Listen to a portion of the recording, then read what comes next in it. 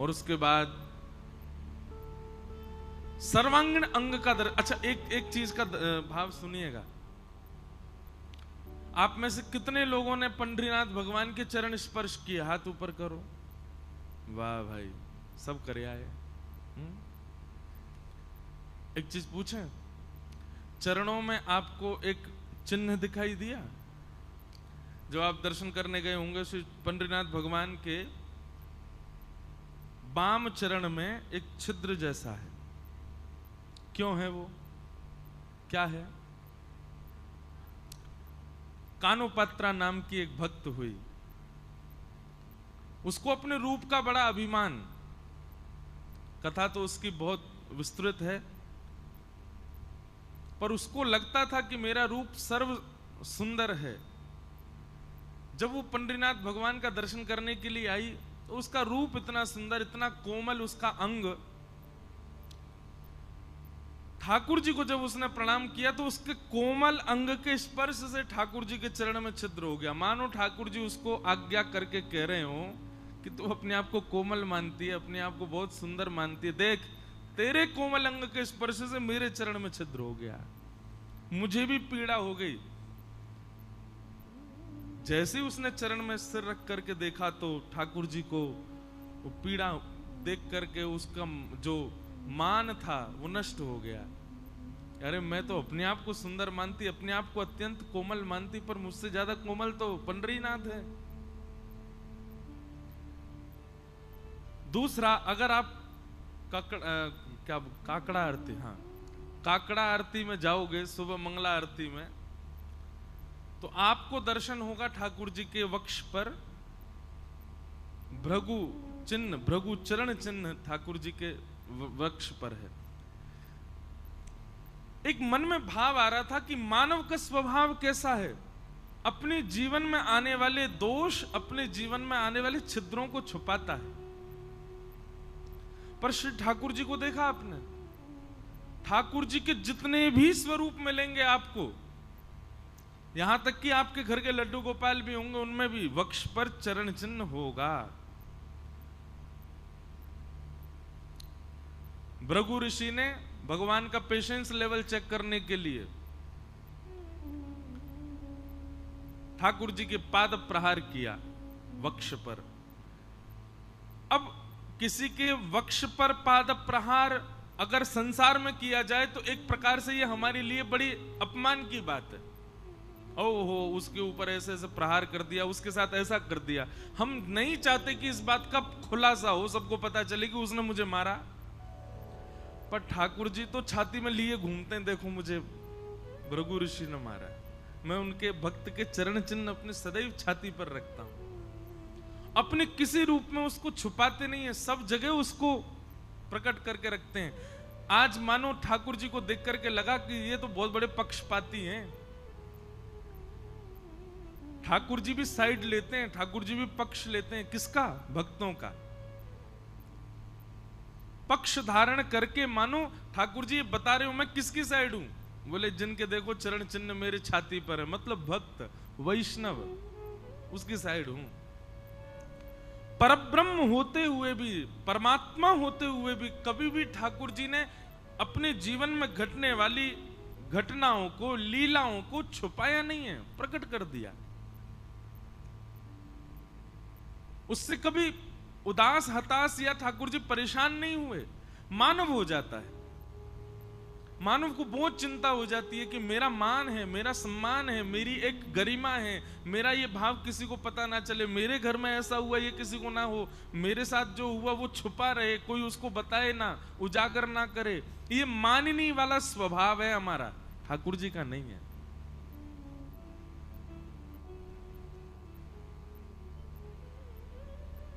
जैसे ही मुकुट उतारा गया श्री पंढरीनाथ भगवान का, यहां शिव जी विराज रहे, शंकर जी विराज रहे भगवान के मस्तक पर। एक भक्त था, उसको शंकर जी में बड़ी निष्ठा, वो शंकर जी के अलावा किसी को देखता ही नहीं था, सुनार था।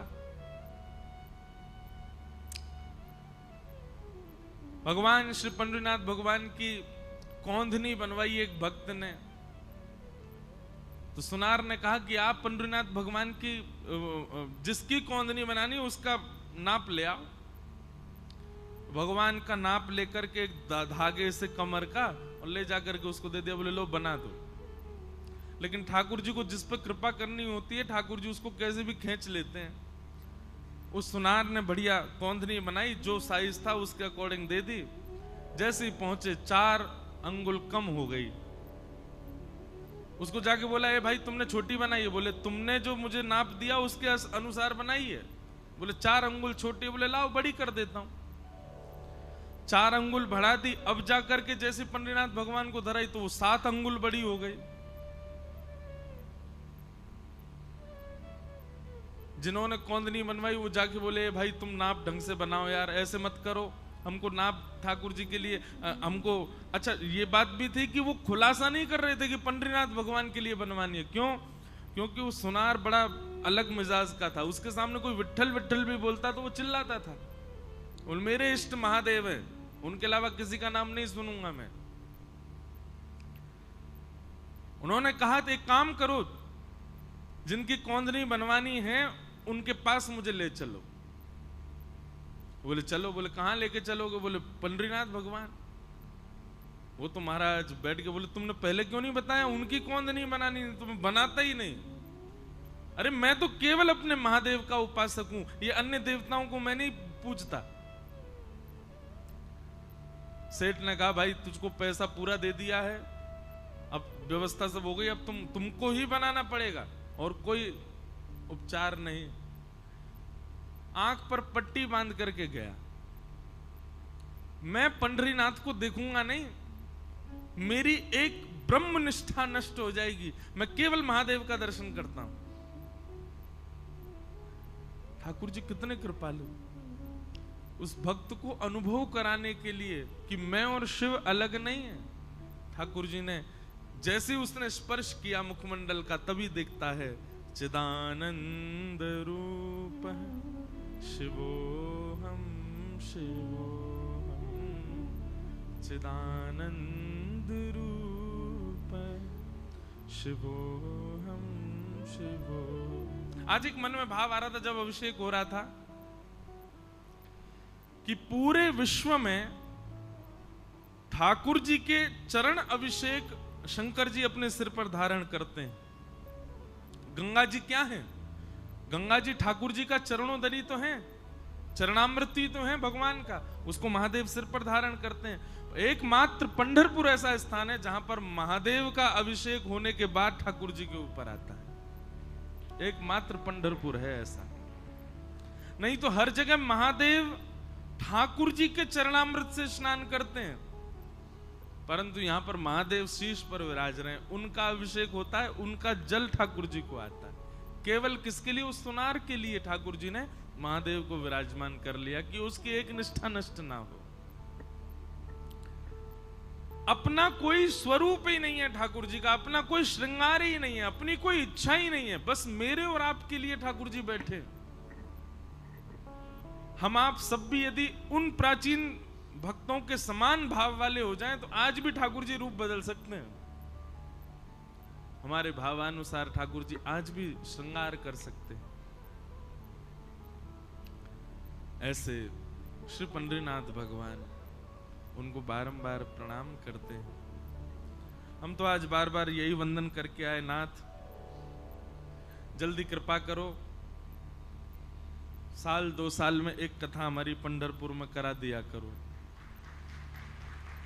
दर्शन करने तो हम ऐसे ही आ जाएंगे, आसपास बंबई में भी हुए, पूना में भी हुए, पर एक आध बार के दर्शन में सुख नहीं। अब तो 7 दिन का अच्छा लगता है कि 7 दिन आए, यहीं पर रह रहे हैं, यहीं पे खा रहे हैं, यहीं पे पड़े हैं और यहीं पड़े पड़े कथा भी सुना रहे हैं, दर्शन भी कर रहे हैं। उसका सुख ही अलग है, उसका आनंद ही अलग है।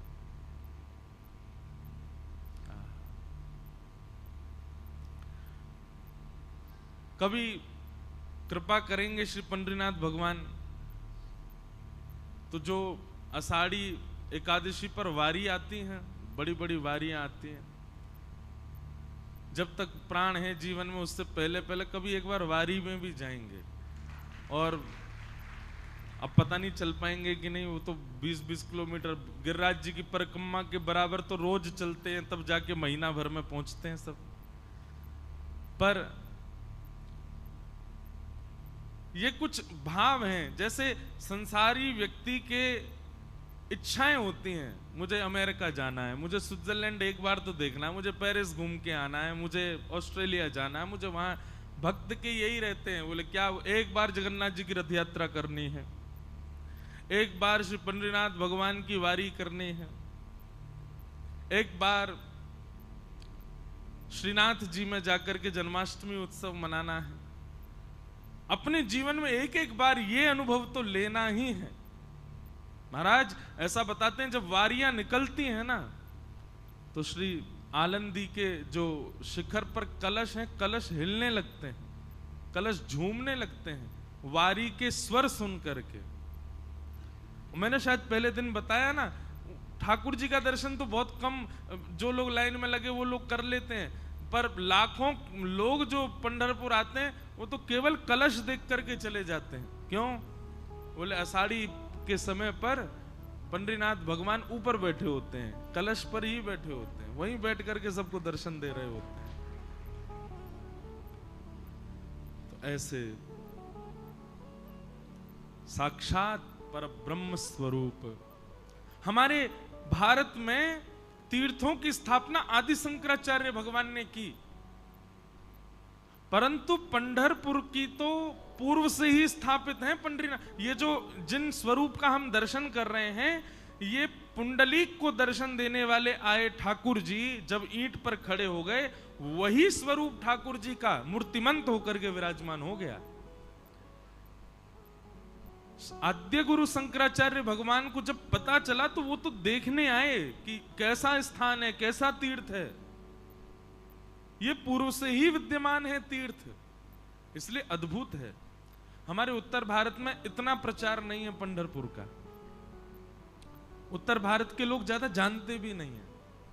हमारे राजस्थान के भी लोग, मारवाड़ी लोग, हमारे उत्तर भारत के लोग, और ऊपर चले जाओ हरियाणा, पंजाब, वहां के तो जानते ही नहीं है। उनको भी ये प्रचार करना पड़ेगा उनके बीच में कि भाई हमारे लाला यहाँ पे भी। हाँ, किसी को ये बोलो पंढरपुर जा रहे हैं तो नहीं समझता, उसको ये बोलो ऐसे खड़े हैं भगवान, तो उसको थोड़ा बहुत कुछ अंदेशा, कभी देखी होगी फोटो, अच्छा वहां जा रहे हो।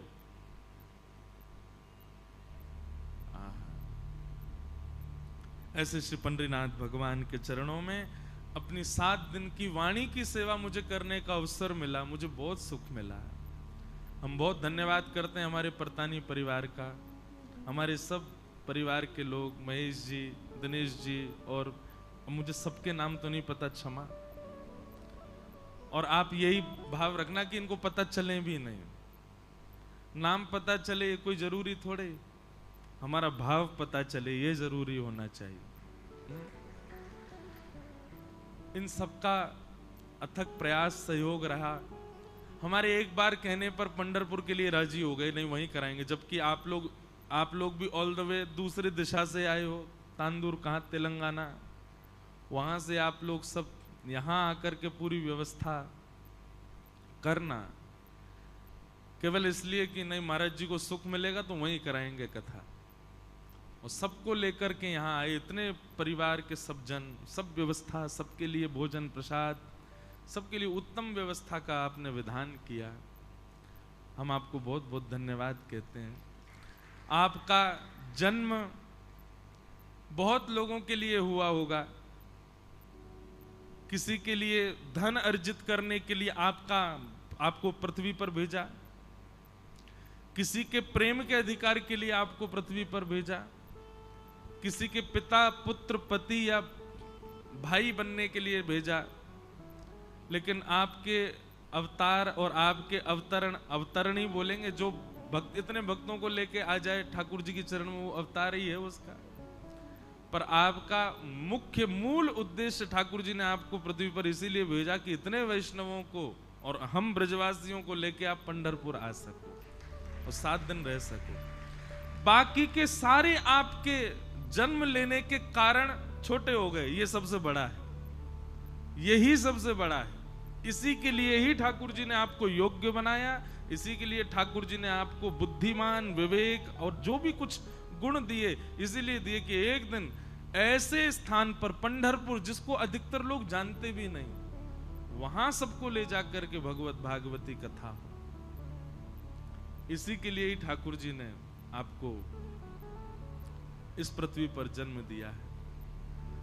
हम सबका कोई ना कोई उद्देश्य है। हम लोग खाली नहीं आए हैं पृथ्वी पर। खाने पीने, हंसने बैठने, ये सब काम करने के लिए अगर आए तो जानवरों ने भी यही काम करना है, पृथ्वी पर आकर के खाना है, पीना है, फिर वो सब कुछ करते हुए मर जाना है। अगर यही सब करते हुए हम लोग भी पृथ्वी पर आए तो हम में और जानवरों में अंतर क्या? पर हम कुछ परिवर्तन करके जाएं, हम जाएं तो सबको कुछ निधि दे करके जाएं, तो समझ जाओ कि हां, हमारे जन्म लेना हमारा सार्थक हो गया।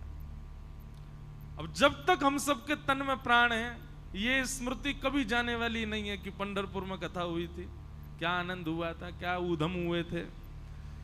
कल रात्रि परिक्रमा लगा के तो मुझको ऐसे लगा, अच्छा जब वो पूरी हो गई, मैंने कहा हैं हो गई पूरी? मैं उनको बोला, मैंने की हो गई? बोले हाँ। मैंने कि यार पहले बताते तो हम रोज ही लगा देते। मुझे तो ये था कि बहुत बड़ी होगी, थक जाएंगे तो कहाँ से करेंगे।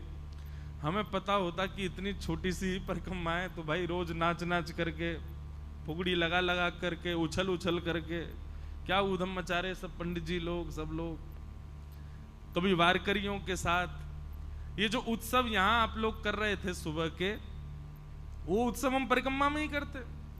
फूलों की होली परिक्रमा में खेलते हुए करते परिक्रमा, कभी नाचते हुए करते, कभी कीर्तन करते हुए करते, कहीं बैठ जाते, वहीं पर बैठ करके रंग जम रहा है, अलग आनंद आता। पर कोई बात नहीं, ठाकुर जी ने कल हमको परिक्रमा करा करके अगली कथा के लिए कह दिया है। चलो अगली कथा जब भी हो, जो भी पंढरपुर लेके आए हमको, जो लोग लाइव सुन रहे हैं वो भी जो भी हमको लेके आ भाई, पहले दिन से ही रोज परिक्रमा लगेगी, पता ही नहीं चलता कब पूरी हो जाती है। हमारे गिरिराज जी की, भैया कितने किलोमीटर और रह गई? जे बस आ गई। जो ये कहता है ये बस आ गई, उसके बाद 4 घंटे और लगते हैं और जैसे ही महाराज पूरी होने वाली होती है, हे गिरिराज बाबा जय हो, बस बस नेक जल कैसु करवाओ। महाराज छाले पड़ गए पांव में, चला नहीं जा रहा है। जिसको नृत्य करना नहीं आता वो भी नृत्य करता सा दिखाई देता गिरिराज जी की परिक्रमा में अद्भुत आनंद हमारे ब्रजमंडल का। वृंदावन की भी नहीं है इतनी छोटी, तो वृंदावन की भी 11 किलोमीटर की परिक्रमा है। और महाराज हमसे पूछो, हम तो दंडवती और लगाए गिरिराज जी की 6 महीना में पूरी भाई लगे तो 15 दिन, पर 10 दिन एक बार, फिर उसके 6 महीना बाद 5 दिन और लगाई, तब जाके पूरी भाई। यहां की तो दंडवती लग जाएगी मुझको लगता है 2-4 घंटा में, तो आधा घंटा में तो परिक्रमा ही लग गई थी। अच्छा, इसमें भी ये भाव आया, किसी पंडितनाथ भगवान बोले कि भाई वारी करके वैसे इतनी दूर दूर से आते हैं, परिक्रमा और बड़ी कर दो तो थक जाएंगे, छोटी सी रखो। सब में हमारे सुख का भाव रखा। और भैया एक बात है, पूरे विश्व भर के ठाकुर, सबके ठाकुर हैं, नेताओं के ठाकुर हैं, करोड़पतियों के ठाकुर हैं, सेठों के ठाकुर हैं, साहूकारों के ठाकुर हैं, पर ये तो दीनों के ठाकुर हैं, भक्तों के ठाकुर हैं। बिल्कुल भी कोई बंधन ही नहीं है कि मुझे ये छुए, या आपसे पहले वो व्यक्ति भी छू करके जाता है ठाकुर जी को, जिसके हाथ से कई लोग पानी पीना भी बाहर आकर के उसका पूछेंगे तुम कौन हो, तुम्हारे हाथ से पानी नहीं पिएंगे नहीं तो हम। उसको भी अधिकार है, वही अधिकार जो एक ब्राह्मण कुल जातीय व्यक्ति का है। लोग कहते हैं भगवान ने वर्णाश्रम क्यों बनाया, आके देखिए पंढरपुर में कोई वर्ण नहीं है। यहां पर, यहां सबको अधिकार है ठाकुर जी के समीप जाने का। उनको अभी पता है आपको, पहले तो पंडरीनाथ भगवान को ऐसे नीचे ऊपर थोड़ा ऊंचा सा चढ़ के ऐसे गले लगाने का अधिकार था। फिर अब हम लोग तो बहुत ही ऊधमी है ना, इसलिए ये नियम कर दिया कि केवल चरण छुओ, नहीं तो पहले तो ये नियम था हर भक्त को श्री पंडितनाथ भगवान को हृदय से लगाने का अधिकार। सब हृदय से लगाओ फिर जाओ। आकर के देखिए पंढरपुर में कहां है वर्णाश्रम, कहां है जातिवाद। ठाकुर जी नहीं करते, ये सब मानवों ने किया है।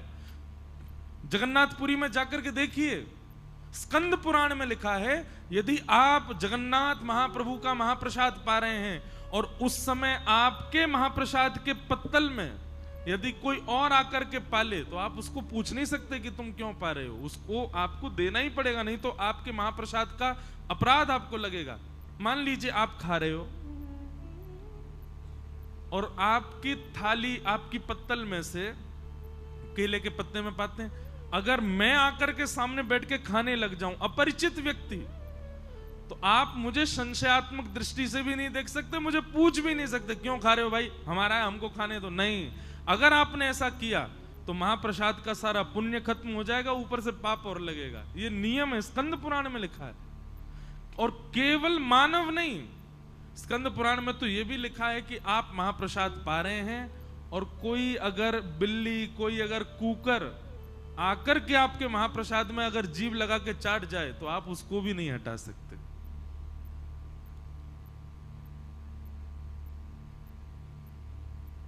लोग कहते हैं कि भगवान ने ऐसे ऐसे वो छुआछूत कर रखी है, ये कर दिया वो, ये सब ठाकुर जी ने नहीं किया, ये हमने किया। आपको पता है, जैसे पंढरपुर में अंदर प्रवेश का अधिकार है, ऐसे प्राचीन भारत में हर मंदिर में ठाकुर जी के अंदर प्रवेश का अधिकार था।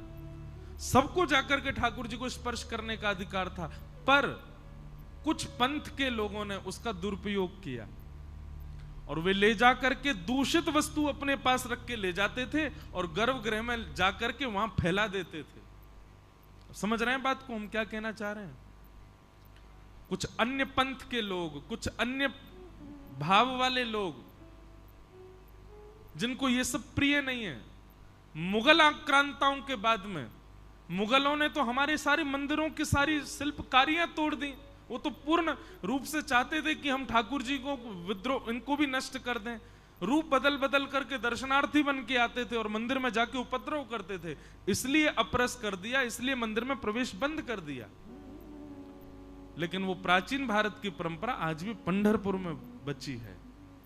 मैंने जगन्नाथ जी का स्पर्श किया है। जगन्नाथ जी में भी नियम था, आज से 10 वर्ष पहले, 15 वर्ष पहले हर व्यक्ति भीतर जाकर के जगन्नाथ जी को हृदय से लगाता था। फिर हमारे पूरी शंकराचार्य महाराज जी की आज्ञा हुई कि भाई लोग मनचले बहुत होते हैं, इतनी भीड़ आती है, अब सबको हम ढूंढ तो रहे नहीं कौन कैसा है, कहीं कोई कल को गलत करे अंदर जाकर के, उसके हम प्रतीक्षा क्यों करें, इसलिए उन्होंने फिर वो बंद कर दिया। और दूसरी बात, श्री जगन्नाथपुरी का जो गर्भगृह है ना, पूरा शालिग्राम है, वहां पर पृथ्वी पर भी शालिग्राम है, पूरे सब शालिग्राम शिलाएं हैं नीचे। तो शालिग्राम जी पर चरण रखने पर अपराध होता है, तो वो केवल अर्चकों को अधिकार है अंदर जाने का, बाकी सबके लिए निषेध कर दिया कुछ वर्षों पहले। नहीं तो जगन्नाथ जी को मैंने भी स्पर्श किया।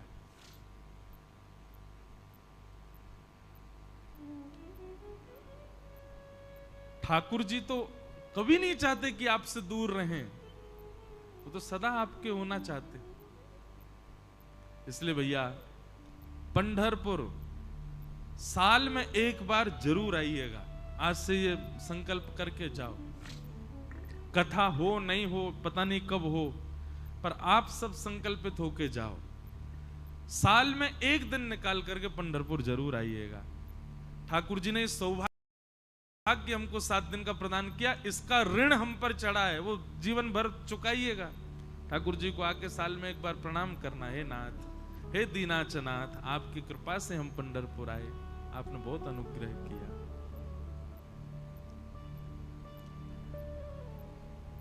तो इस प्रकार भाव हैं। कुछ प्रश्न आए, वैसे तो रोज ही आते थे, मैं भूल जाता था बताना, आज अंतिम दिन है। किसी का भाव है निधिवन के बारे में बताइए।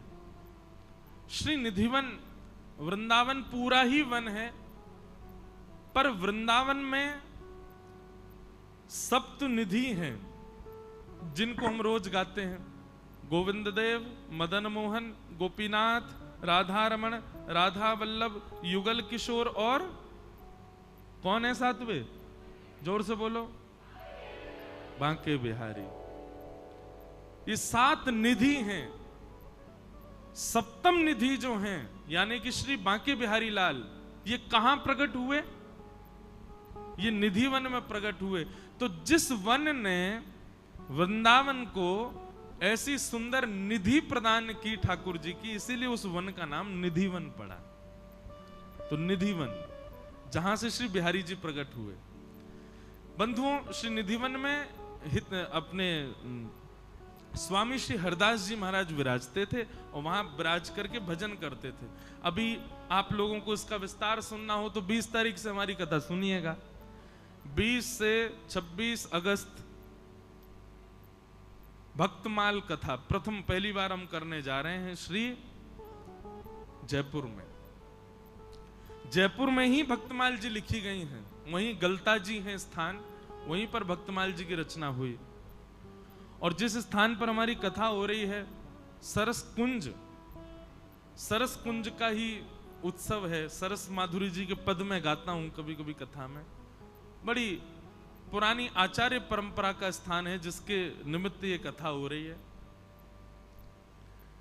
तो वहां पर हम 3 रसिक जनों की चर्चा करेंगे, स्वामी श्री हरिदास, हितरिवंश महाप्रभु और श्री हरिराम व्यास। तो उसमें और विस्तार से मैं बताऊंगा, पर मैं थोड़ा सूक्ष्म में बताऊं। निधि वन में स्वामी श्री हरिदास जी विराजते थे और वहां वे श्यामा शाम की नित्य लीला विहार का चिंतन किया करते थे, मानसी में दर्शन किया करते थे।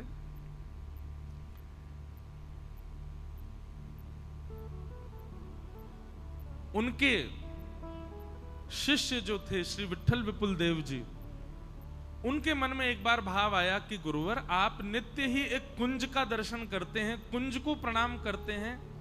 इस कुंज में क्या, कुंज किसको कहते हैं? लता पत्रों से ढकी हुई, इस प्रकार लता पत्र जब एक छत्र जैसी बना लें तो उसको कुंज कहते हैं। जैसे अब ये कपड़े का एक कुंज बना है, ये पंडाल जो है ये क्या है? कपड़े का कुंज है। इसी की जगह लता पत्रों से ये ऐसे बन जाए, छांव बन जाए, तो ये कुंज कहलाएगी। वृंदावन में ऐसी अनेक कुंज हैं। तो एक खाली कुंज थी, स्वामी श्री हरदास जी उसका दर्शन करते थे और उसको प्रणाम करते थे। तब उनके शिष्य श्री विठल विपुल देव जी का भाव हुआ, उन्होंने चरणों में प्रणाम करते हुए कहा, भगवान आप नित्य कुंज को प्रणाम करते हैं, यहाँ कौन है? बोले आप जाओ कुंज को प्रणाम करो और कुंज को प्रणाम करके जो दिखे उनसे प्रसाद मांग करके लाना। भीतर जाकर के उन्होंने कुंज को प्रणाम किया। प्रणाम करके जैसे ही देखा तो श्यामा शाम किशोरी जी और ठाकुर जी दोनों अलग अलग एक ही सिंहासन पर एक दूसरे के साथ रमण कर रहे हैं, विहार कर रहे हैं, लीला कर रहे हैं। तब भुजा आगे करके पहले तो बहुत देर तक दर्शन किया, तब उन्होंने कहा, गुरुदेव ने आज्ञा की कि प्रसाद लेकर के आना। तब हमारी किशोरी जी और ठाकुर जी दोनों एक रूप हो गए। तभी उस कुंज में प्रकट हो गए श्री वृंदावन बिहारी लाल, जिनका आज पूरा विश्व दर्शन करता है। किशोरी जी और ठाकुर जी दोनों एक भय, एक रूप प्रकट हो गया। ललिता विशाखा सखियों ने वही रूप श्री विठल विपुल देव जी को प्रदान किया। उनको लेकर के वे बाहर आए। उस दिन बिहार पंचमी थी, जिसको विवाह पंचमी भी कहते हैं, जिस दिन राम जी और सीता जी का विवाह हुआ। अधिकतर सर्दी के महीने में आता है वो समय। और उस दिन निधिवन राज में श्री वृंदावन बिहारी लाल प्रकट हुए। बोलो वृंदावन बिहारी लाल की, बोलो वृंदावन बिहारी लाल की। तो ये है हमारा निधिवन, जहां पर श्री वृंदावन बिहारी लाल प्रकट हुए। और प्रकट होने के कुछ वर्ष बाद फिर ठाकुर जी मंदिर में विराजमान हो गए, जहां आज सब लोग दर्शन करते हैं। पर मूल बिहारी जी कहां प्रकट हुए? निधिवन में। और ऐसा कहते हैं कि निधिवन में आज भी रास बिहार होता है। हम ऐसा कह रहे हैं, निधिवन में नहीं होता है, पूरे वृंदावन में होता है। आज भी रास बिहार होता है। देखने के लिए दृष्टि चाहिए, देखने के लिए आंखें चाहिए।